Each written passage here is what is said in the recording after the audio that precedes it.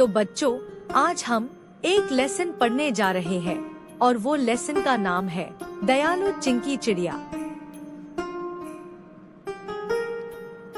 रामपुर नामक एक गांव था।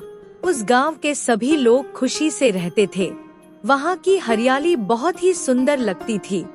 इस गांव में चिड़ियाओं को राम लला के घर के बाहर रोटी के टुकड़े, दाना आदि मिला करते थे और सभी चिड़िया उनको बड़े मजे से खाती थी। अचानक वो देखती है कि किसी ने पानी की भरी बाल्टी को नीचे गिरा दिया है।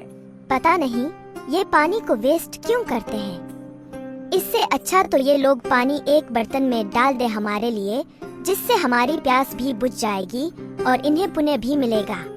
अचानक राम लला रोटी के टुकड़े डाल कर जाता है।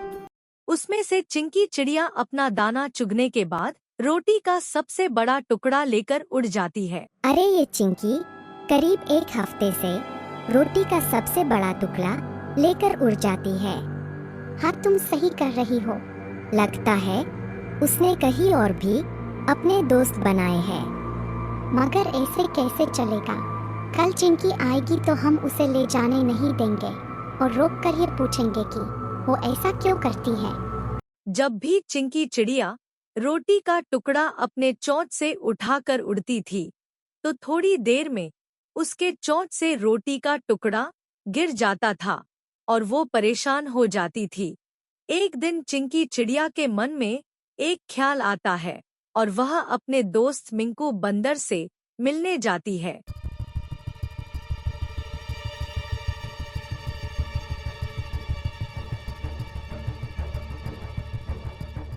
आपका बहुत बहुत शुक्रिया मिंकू भैया। शुक्रिया की जरूरत नहीं है। इस मिंकू भैया का काम ही लोगों को मदद करना है।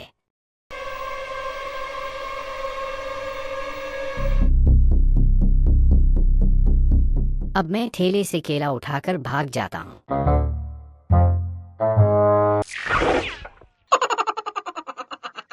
अगले दिन चिंकी चिड़िया जब राम लला के घर के बाहर रोटी के टुकड़े खाने आती है, तो सारी चिड़िया एकदम तैयार थी कि जैसे ही चिंकी आए तो हम उससे पूछें। मगर चिंकी उस दिन रोटी का एक भी टुकड़ा उठाकर उड़ती नहीं है।